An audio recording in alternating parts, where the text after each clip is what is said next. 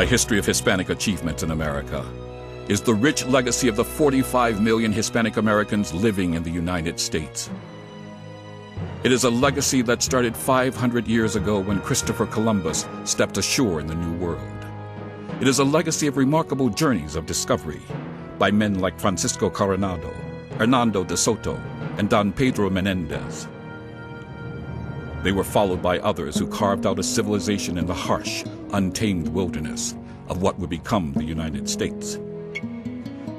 It is a legacy that saw Spain's empire crumble, and in the mid-19th century saw Hispanics become American citizens.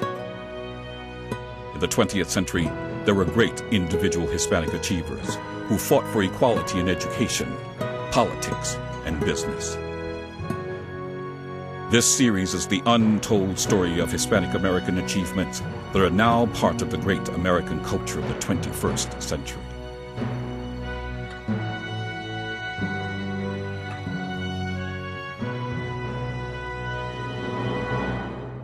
It's a little-known fact how Hispanic Americans helped defeat the British in the American Revolutionary War.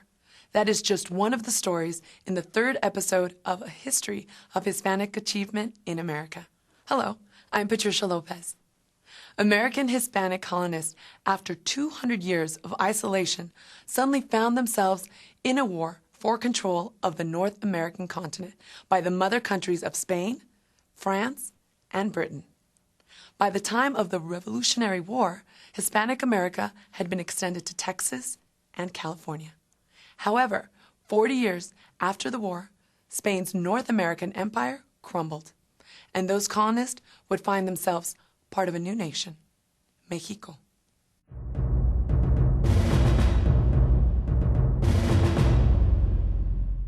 Hispanic Florida was thriving, so was Hispanic New Mexico. American Hispanic colonists now set their sights on present-day Texas. Father Antonio Margil de Jesus built a series of beautiful missions, and in the process, founded San Antonio, Texas.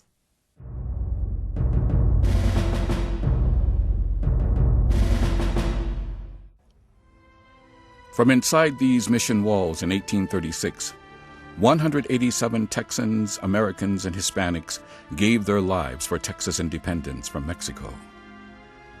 Located in San Antonio, the Alamo is perhaps the most famous mission in the United States. But the Alamo is much more than a symbol of Texan patriotism. It is one of the many Hispanic missions in Texas, a part of a rich legacy of Hispanic history that goes back nearly 100 years before the United States was founded. One man, an energetic Catholic priest, was instrumental in making the Texas missions successful.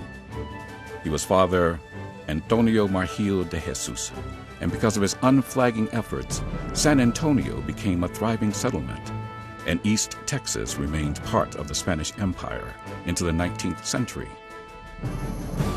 By the 1600s, news from Spain of North America's rich and bountiful land had reached the rest of Europe.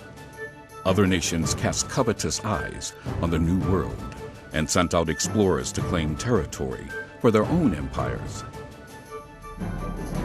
In 1688, France's most famous explorer, Robert La Salle, traveled down the Mississippi and claimed Louisiana for France. As a result, Spain sought to strengthen its hold over East Texas by sending Catholic priests and Franciscan friars to build missions and convert the Indians to Christianity. In 1690, missions were founded near the border between Louisiana and Texas. But within 3 years, they failed. 25 years would pass before more missions were established in the same region. Then, thanks to the efforts of the charismatic priest, Father Antonio Margil de Jesus, those missions would prevail, and a small settlement known as San Antonio would be founded. Indeed, the San Antonio missions would set the pattern of Hispanic settlement in Texas and later California. Missions to convert the Indians to Christianity. Military forts, known as presidios, to protect the missions.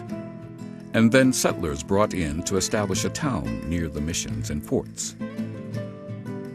Father Antonio Margil de Jesus was born in Valencia, Spain in 1657. At 16, he became a Franciscan friar. 10 years later, he received holy orders and was assigned to do missionary work in Spain's colonies, including founding the missionary college of Nuestra Señora de Guadalupe de Zacatecas in central Mexico. In 1716, Margil traveled to East Texas, where the expedition of Domingo Ramon had established 4 missions, including one in present-day Nacogdoches. The following year, Margil helped found 2 more, Nuestra Señora de los Dolores and San Miguel de los Ades. But it was in 1720 that Margil made his greatest contribution to U.S. history by founding Texas's most successful mission along the banks of the San Antonio River. The San Jose y San Miguel de Aguayo mission, commonly known as the San Jose Mission, was named for St. Joseph and the Marqués de San Miguel de Aguayo, who at the time was the governor of the province of Coahuila in Texas. Without the good father's leadership, Spain's presence in Texas would have failed. In all, 5 missions were built in the area: San Antonio de Valero Mission in 1718, Mission San Jose y San Miguel de Aguayo in 1720, and the missions Nuestra Señora de la Purísima Concepción de Acuña, San Francisco de Espada, and San Juan Capistrano in 1731. San Jose was the largest, the most successful, and the most beautiful of the San Antonio missions, and became known as the Queen of the Missions. It had 300 Indian novices, large fields, and herds of livestock. Like most missions, San Jose was made from stone and whitewashed adobe. It had ornate carvings and even wrought iron work. The buildings consisted of living quarters, a church, and granaries for food. Surrounding high walls protected the missionaries, colonists, and friendly Indians from attacks by Apache or Comanche warriors. San Jose would become a lasting symbol of the mission system and its success in securing the Spanish Empire's northern and eastern flanks. Father Margil's success with the San Jose mission spurred the founding of a community outside of its walls. In 1719, the region's governor suggested that Spain recruit hundreds of Canary Island families to settle eastern Texas. Colonization would help cement Spanish claims to Texas and block France's westward expansion from Louisiana. 12 years later, 16 Canary Island families, 55 people, settled near the San Jose mission. Within months of their arrival, the settlers had helped to establish the first and only civilian government in Texas, the village of San Antonio.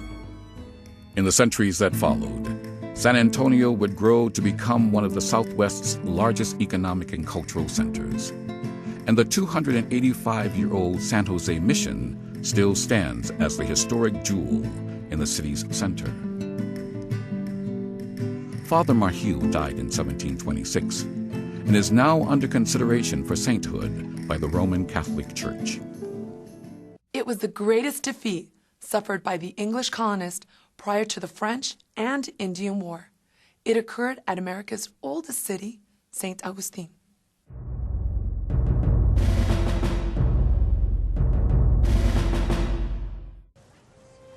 When tourists travel to Spain's once powerful North American empire, St. Augustine, Florida's Castillo de San Marco is the premier attraction. It is a massive and imposing fortress built to guard Spain's northern flank in North America. Although attacked many times, it was never stormed nor taken. Using this impregnable fortress, Hispanic Governor Manuel de Montellano was able to protect Spanish Florida from English conquest during the wars of the 18th century. The Castillo de San Marco was built by Indian laborers, Hispanic soldiers, and colonists and completed in 1687. A marvel of engineering, it was constructed from the tough, thick coquino stone found in the area. Indeed, so strong was its construction that English cannons could not breach its walls. and its strategic placement on the peninsula, guarding St. Augustine's harbor, made it possible for Florida's Hispanic governors to keep the Spanish Empire's northern flank secure in the first two-thirds of the 18th century. In 1700, Spain competed with France and England for control of the North American continent. She held Florida, Mexico, and parts of present-day Texas, New Mexico, Arizona, and California. France occupied eastern Canada and controlled the Mississippi River.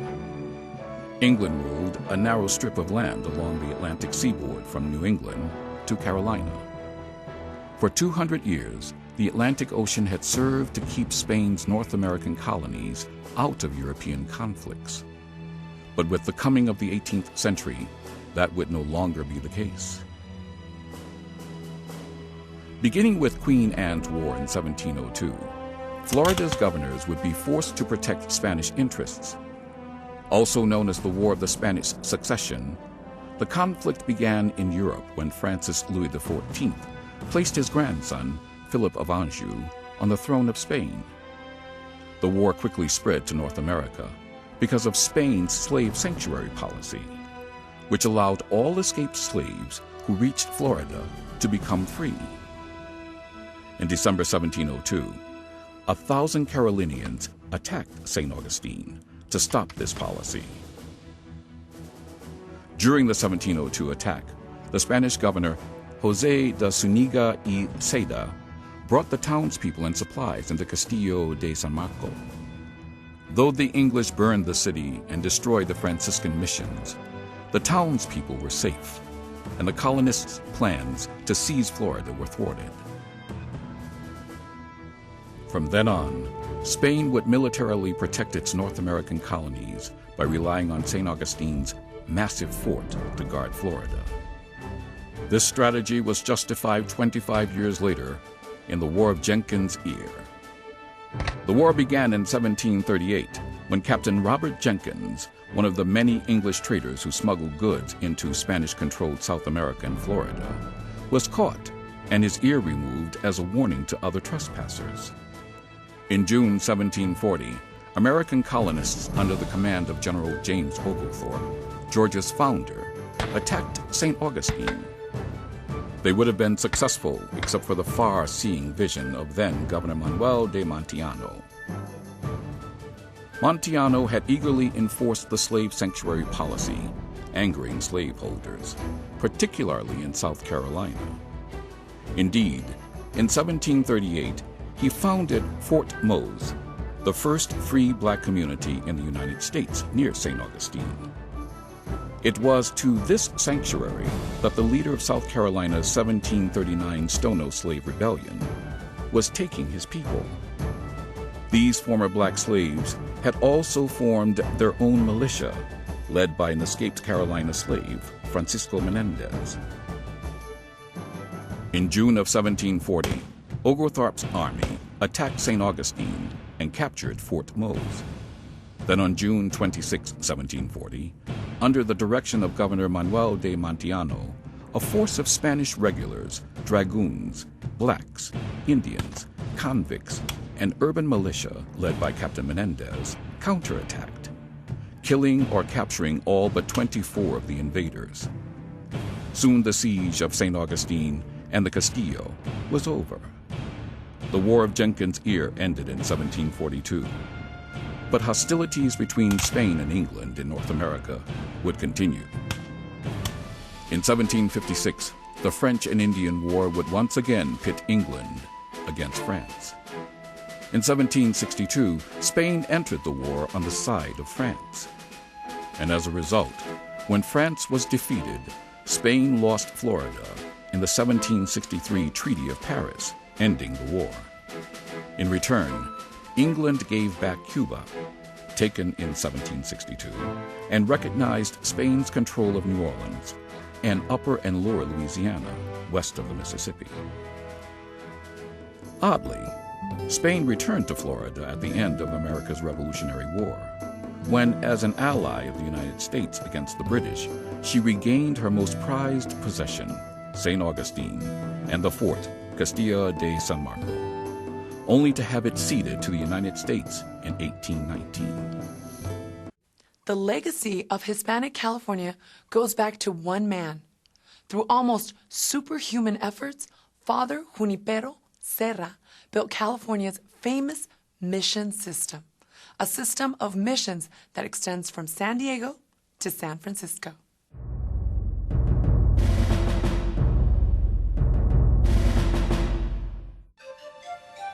Along the El Camino Real in today's California can be found a series of beautiful Spanish missions, living testaments to the spirit of their founder, Father Juniper Serra. On this site in San Diego in 1769, this Spanish priest founded his first California mission. Father Serra at that time was 56 and in poor health. Yet he worked tirelessly for the next 15 years at converting Indians to Christianity and establishing 9 of the eventual 21 missions along the El Camino Real. Politically, Spain, which occupied parts of present-day Florida, New Mexico, Arizona, and Texas, sought to protect her holdings in the New World. The reason Spain sent Father Juniper Serra and others to build missions throughout the Southwest was to establish a buffer for her Mexican colony against Russian expansion from Alaska. California would continue to serve that purpose for the next 80 years until the gold rush of 1849, when an independent Mexico would lose California to the United States as a result of the Mexican-American War.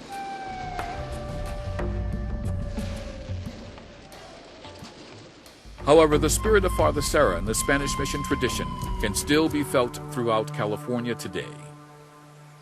In the next 2 segments, we shall see how Hispanic colonists fight for American independence from Britain and then their own independence from Spain.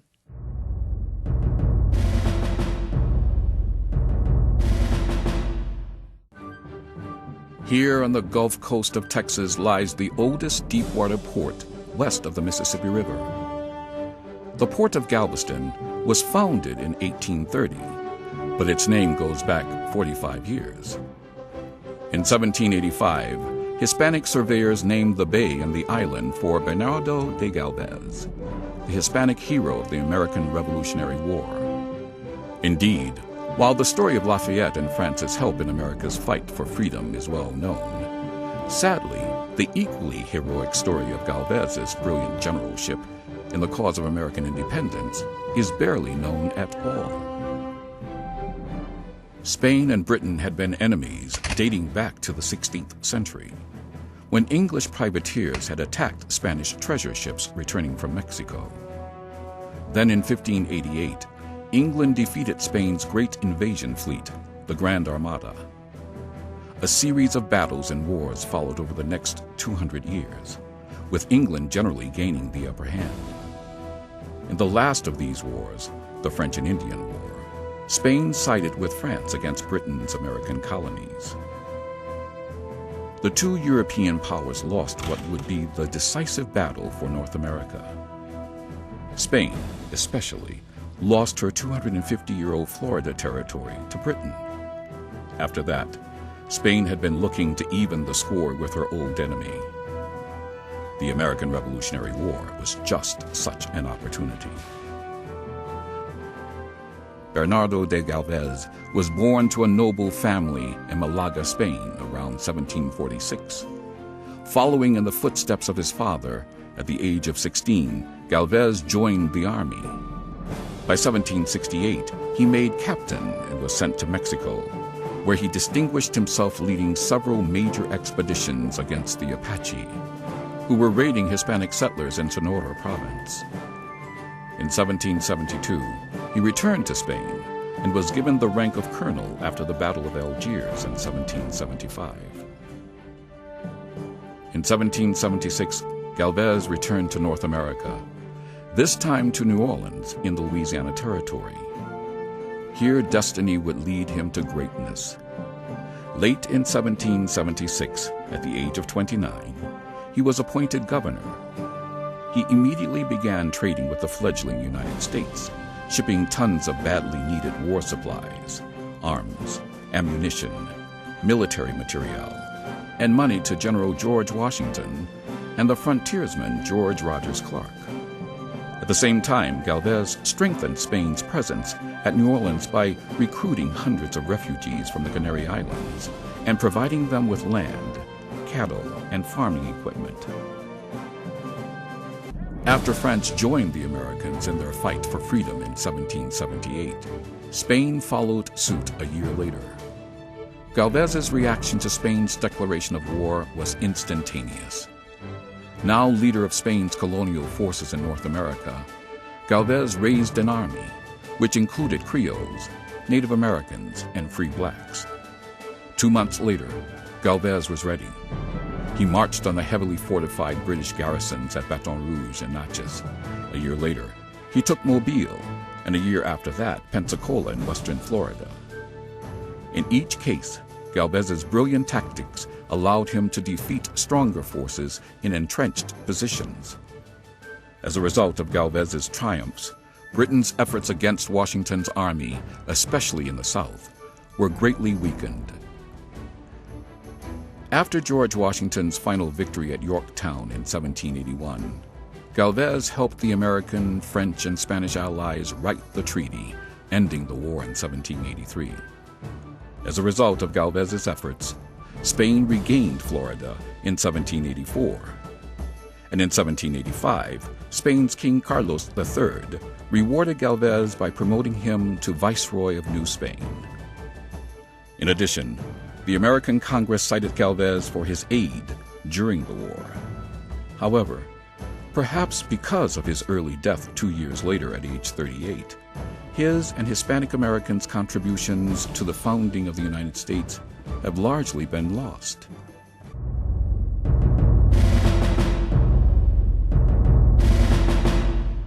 In the 21st century, Hispanic Americans are like all other U.S. citizens, part of a great nation made stronger by the diversity of its population, a population coming from every continent, every nation, every race.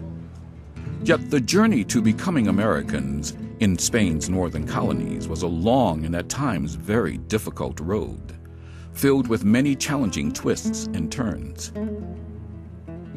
It began at the opening of the 19th century, when, like the English colonists a generation earlier, Spanish colonists were creating their own American identity, very different from their Spanish forebearers. And like the English colonists, seeking this new identity would lead to a fight for independence. The creation of a Hispanic identity, separate from a mother country of Spain, happened many times throughout Spain's vast Western Empire. Indeed, Spain was the West's first superpower since the fall of Rome more than 1,000 years earlier. And by 1776, her empire stretched from Tierra del Fuego at the tip of South America to Canada.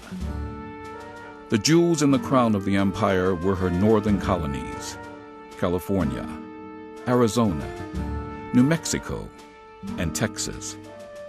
Yet within 2 generations, the peoples of Spain's American colonies would free themselves, leaving only the Caribbean islands of Cuba and Puerto Rico. For American Hispanics and the emerging Hispanic American identity, the most important independence movement would be the liberation of Mexico in 1821. In South America, the leader of the independence movement was a Spanish aristocrat from Caracas, Venezuela, Simón Bolívar, known throughout South America as the Liberator. But the independence movement in Mexico took a different route. It began with a remarkable call for freedom by a humble priest. On September 16, 1810, Father Miguel Hidalgo y Castilla, from the town of Dolores, delivered a speech, the Grito de Dolores, the Cry of Dolores. He rallied Indians and mestizos towards independence with a shout that swept the country, "Let Mexicans govern Mexico!" His call of freedom echoed the words of Thomas Paine's Common Sense, which in 1776 rallied Americans to govern themselves as Americans. Father Miguel's call to freedom also marked the separation of Hispanic America from the mother country. Indeed, the colonists no longer thought of themselves as Spaniards. They were the beginning of something new, a separate culture, a Mexican culture. In 1821, after many setbacks, two powerful Hispanic leaders emerged. Agustin de Iturbide, a military officer who authored the Plan de Iguala, the Mexican Declaration of Independence, and Vicente Guerrero, a rebel general who would later serve as president of Mexico. Through their united efforts, Mexico won its freedom from Spain. As a result, a true North American Hispanic identity could now emerge. Over the next 30 years, that Hispanic identity in the former northern colonies would undergo a metamorphosis, stemming from encounters with Anglo-Americans immigrating into Texas, New Mexico, Arizona, and California, the influx of American goods, changes in land systems and legal systems, and a continual influx of Hispanics from Mexico. Today, that metamorphosis is ongoing. The 21st century Hispanic American community is one of the most dynamic cultures in the United States. Hispanics are the fastest growing segment of the U.S. population. They have achieved greatness in business, science, literature, art, athletics, education, and culture.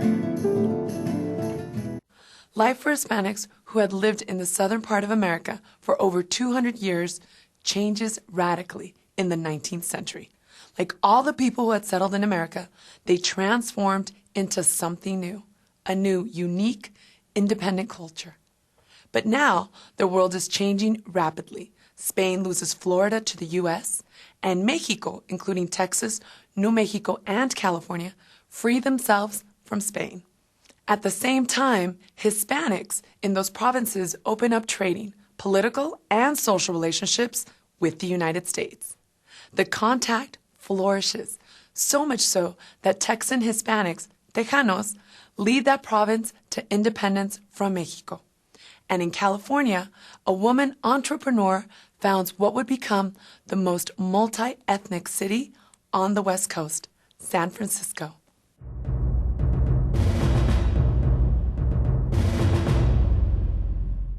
History might have been different if Spain had gone to war with the fledgling United States right after the disastrous War of 1812.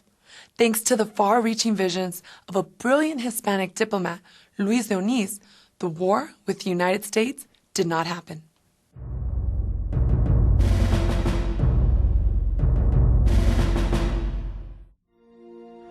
In the first part of the 19th century, Spanish diplomat Luis de Onís prevented the American war that never was. At that time, he had a remarkable vision. He saw that Spain was already losing its colonies in the New World. Central and South America were dissolving into self-governing countries separate from Spain. Mexico was on the verge of independence. He also saw that as Spain retreated from the Western Hemisphere, a new power was rising, and that new power was the United States. Though the United States had not succeeded in its expansionist desires in the War of 1812, the young nation was not deterred from its ambitions to rule the North American continent. Though the name had not yet been coined, Manifest Destiny, the U.S. drive to civilize North America's untamed land, was driving American settlers across the continent looking for space for farms and cities. As a result, this uncommon diplomat, knowing Spain could not hope to retain Florida, worked to preserve as much as he could. In the end, that would be Texas and her islands in the Caribbean, Cuba and Puerto Rico, the islands Christopher Columbus first explored more than 300 years earlier. In 1818, General Andrew Jackson, broadly interpreting vague instructions to punish the Seminole Indians for raids in Georgia, invaded Florida. He seized Pensacola and San Marco, now St. Mark's, ousted the Spanish governor, and raised the American flag. Jackson's actions added immensely to his popularity, and they also precipitated the beginning of America's Manifest Destiny movement. Indeed, far from disowning Jackson's exploits, the U.S. Secretary of State John Quincy Adams defended him, stating that Florida had become a derelict open to the occupancy of every enemy, civilized or savage, of the United States, and serving no other earthly purpose than as an annoyance to them. Into this thorny crisis between Spain and the United States strode the Hispanic diplomat Luis de Onís. Born in La Mancha, Spain in 1769, as a young man he joined Spain's diplomatic service. In 1810, de Onís was the Spanish envoy to the United States, but had to wait until 1815 and the return of Ferdinand VII as Spain's ruler to receive recognition from American President James Madison. In 1818, de Onís protested against the U.S. occupation of Pensacola, Mobile, and St. Mark's. But he quickly realized that Spain, as weak as she was, would never go to war to recover this territory. As a result, he negotiated with the U.S. Secretary of State John Quincy Adams for the ceding of Florida to the U.S., working for the most favorable terms possible for Spain. The Adams-Onís Treaty, also known as the Treaty of Amity, was a good treaty for both countries. In exchange for Florida, the United States agreed to assume $5 million in claims by American citizens against Spain. A firm boundary was drawn between the Louisiana Purchase territory and Spain's possessions in the Southwest. The U.S. gave up its claim to Texas, and Spain gave up any claims to the Pacific Northwest. The treaty was signed in Washington in 1819 and finally ratified by both countries in 1821. And war between Spain and the United States was averted. Hispanic Florida became the first territory gained under the American philosophy of manifest destiny, and Andrew Jackson would be appointed its first governor. Even though Florida was ceded to the United States with this treaty, there would be many more Hispanic chapters to its history. Prior to the Spanish-American War in 1898, insurrectionists fleeing Spanish Cuba would settle in South Florida. And again in the 1960s and in the 1980s, refugees from Castro's dictatorship of Cuba would settle in southern Florida and bring about a Hispanic renaissance in culture, the arts, sports, and food. As for Luis de Onís, he died in Madrid, Spain, around 1830. He is all but forgotten, yet this New Mexico governor's most daring decision would change the face of the American desert Southwest for generations. It was a decision that inaugurated the Great Western Migration by Americans to Oregon, California, and Utah. It was a decision that created a new Hispanic American heritage.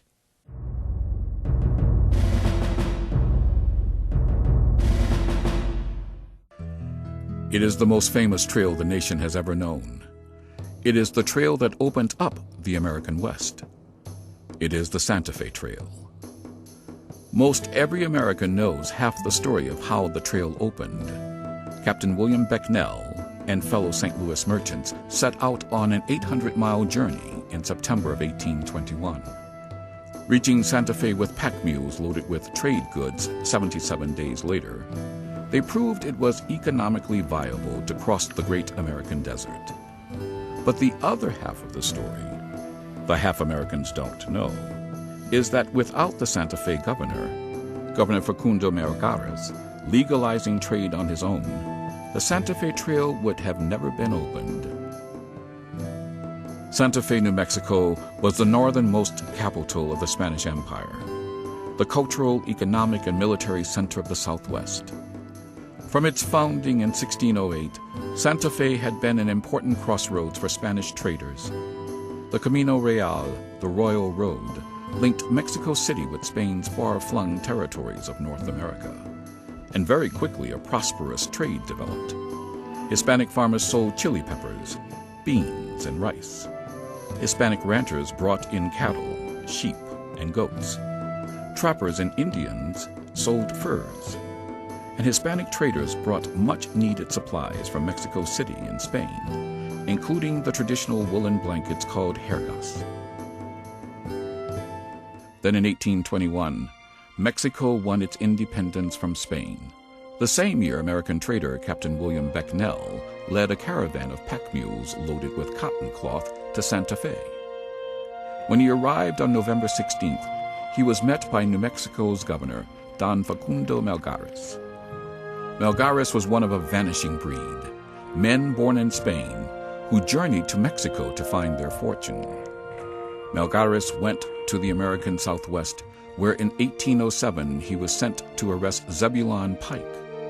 He later befriended the American and became his guide. On November 16, 1821, Melgares decided his destiny lay in allegiance to the New World, and he immediately opened Santa Fe to trade with the United States. Santa Fe quickly became an exotic destination for American fur trappers and trading entrepreneurs. From the start, Hispanic and American traders realized huge profits could be made in spite of the dangerous journey. The response was electric, and the Santa Fe Trail quickly became a steady link between the United States and Mexico. Hispanic traders, with their small carts, quite different than the heavy Conestoga wagons used by the Americans, dominated the trail.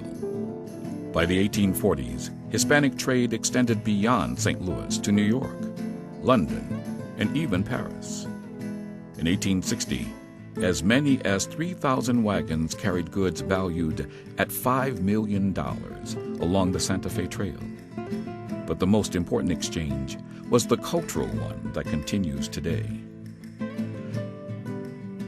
The trail showed that travel was possible, and it opened the door for the great American migration to the Southwest and later to the West Coast. At the same time, many New Mexican families sent their children to learn English in St. Louis. After the Civil War, the Santa Fe Trail was eclipsed by the railroads. In 1880, trains traveled in days what had once taken months for the plodding carts and wagons of Hispanic and American traders. Within a generation, the Santa Fe Trail was all but abandoned. But its story remains, to this day, a rich legacy of two cultures that merged along its 800-mile length, creating a much stronger and more diverse America. Texas would have never been free and, remember the Alamo? Would have never been a rallying cry without the support of Tejanos, Hispanics living in Mexican Texas. In these next two segments, we shall learn the history of Hispanic freedom fighters, patriotic leaders who led the Texas struggle for independence: José Antonio Navarro, Lorenzo de Zavala, and Juan Cejuin.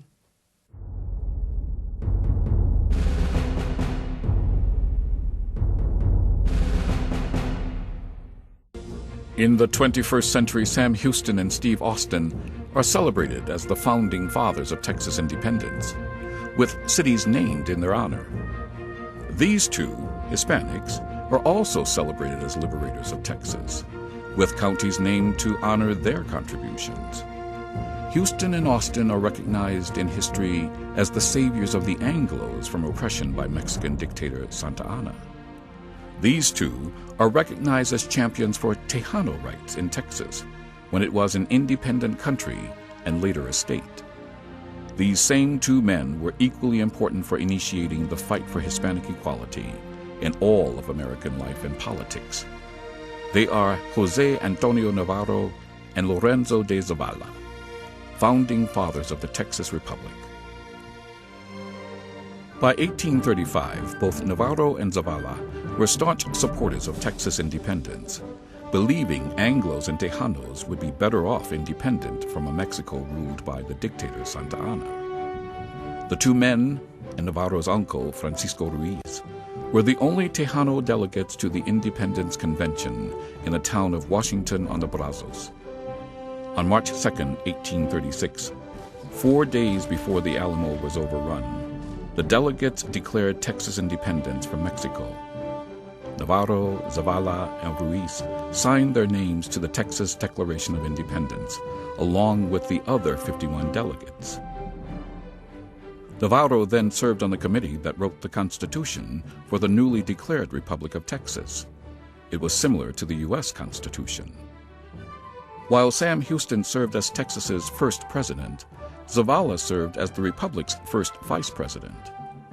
Navarro was later elected to the Congress of the Republic of Texas, where he fought to advance the rights of Tejanos. He helped pass legislation that would allow Tejanos to gain title to their land under the new government and have the right to vote. Together, Navarro and Zavala established a lineage of Hispanic involvement in American government, an involvement that was necessary to advance Hispanic rights. Indeed, from the beginning, from the founding of the Texas Republic in 1836 and the annexation of the Southwest after the Mexican-American War in 1848, Hispanics learned they would have to master the political process in order to become full partners in the American way of life. As a result, in 1853, Antonio Franco Coronel, rancher, educator, miner, and art collector, was elected the fourth mayor of Los Angeles and was California's state treasurer from 1867 to 1871. Since then, there have been more than 20 Hispanic mayors in cities with populations larger than 100,000. On the national scene in the 19th and 20th centuries, 46 representatives and 3 senators have been elected to the Congress of the United States. Interestingly, citizens from the regions that had once been part of Spain's New World Empire are rising in American politics. In 2002, Hispanic Bill Richardson was elected governor of New Mexico. And in 2004, there were 2 new Hispanic U.S. senators, Mel Martinez, a Cuban-American from Florida, and Ken Salazar, a Mexican-American from Colorado. In 2005, Antonio Villaraigosa was elected mayor of the United States' second-largest city, Los Angeles. And in 2006, perhaps the most powerful Hispanic in American politics was U.S. Attorney General Alberto Gonzales from Texas. Indeed, Hispanics will continue to participate in powerful positions in American politics throughout the 21st century.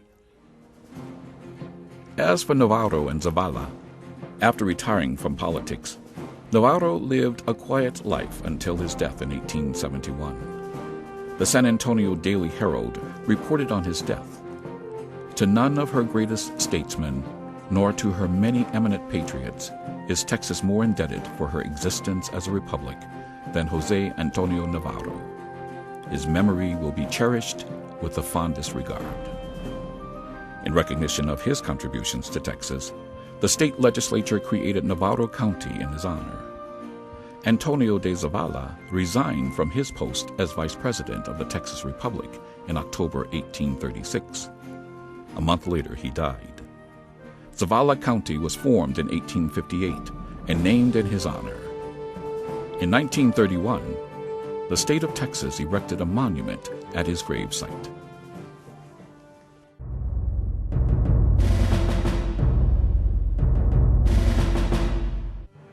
The defiant fight at the Alamo has been an enduring symbol of Texas independence since the battle was fought in 1836. That courageous last stand is replayed again and again on the silver screen and television. All of its heroes are Western legends: Davy Crockett, Jim Bowie, William Travis, except one, Juan Seguin. Born in 1806, Seguin's 84-year life would span the transition from Spaniard to Mexican to Tejano. Growing up in a long-established family in San Antonio, the first half of Seguin's life was marked by being a hero adventurer, like the Spanish men who came before him, men like Hernan Cortez, Father Juniper Serra, and Don Facundo Melgares, men whose exploits helped civilize the American Southwest. In the second half of his life, Seguin faced discrimination, the same kind of discrimination that all Hispanics would face for the next 150 years. Almost immediately after Mexico's independence in 1821, Americans, led by Stephen Austin, poured into Coahuila y Tejas, the Mexican province of Texas. By the 1830s, the citizens of what was to become the state of Texas were becoming an independent-minded people. In 1834, Seguin criticized Mexico's new dictator, Santa Anna, and his decrees which outlawed slavery and required Americans to become Roman Catholics. Early on, Seguin even argued for Texas independence. Quickly, his arguments turned to bold action, and Seguin became a leader of the Mexicans who fought for Texas independence. In 1835, Seguin organized a band of Tejano revolutionaries to fight against Santa Anna's army. The following year, he stood with Crockett, Huey, and Travis at the Alamo during the first part of the siege. Sent out on a dangerous ride through enemy lines to muster reinforcements, his efforts were too late, and the Alamo garrison was wiped out to a man. On April 21, 1836, Seguin and his band of soldiers fought at the Battle of San Jacinto with General Sam Houston. The battle cry, "Remember the Alamo," was especially poignant to Seguin, who had lost many friends there. After independence, Seguin returned to his home in San Antonio. He became mayor and was recognized as a hero of the Texas Revolution. But 6 years later, his life would be turned upside down. In 1842, Seguin joined an expedition to squash a Mexican attack against San Antonio. The Mexican commander, in order to discredit Seguin, stated publicly that Seguin was still a loyal Mexican subject. Even though Seguin was mayor of San Antonio and known to everyone in the town, the Anglos turned against him and drove him out of Texas into Mexico. Seguin's hopes that the Texas Revolution meant freedom for his people, as well as Anglos, were dashed. Many Tejanos left San Antonio for Mexico, driven south by violence and intimidation. Embittered by his experience, Seguin wrote in 1858 that he was a foreigner in my native land. Could I be expected to stoically endure their outrages and insults? I sought for shelter amongst those against whom I fought. I separated from my country, parents, family, relatives, and friends, and what was more, from the institutions on behalf which I had drawn my sword with an earnest wish to see Texas free and happy. Juan Seguin. Like Seguin, following the annexation of Texas, New Mexico, Arizona, and California in 1848, the thousands of Hispanics who lived in these territories faced discrimination. In Texas, they were known as Tejanos, Texas-born Mexicans who later became a scorned minority in the land of their birth. As for Juan Seguin, a hero of the Texas Revolution and the Alamo, he was never able to return to the land of his birth. Ironically, he died in the Mexican town of Nuevo Laredo, just across the river from the country he helped to liberate. At the beginning of the 19th century, when Hispanic American women supposedly were living quietly at home on the hacienda, Juana Briones broke all stereotypes and became California's leading entrepreneur, a role model for America's 21st century Hispanic businesswomen.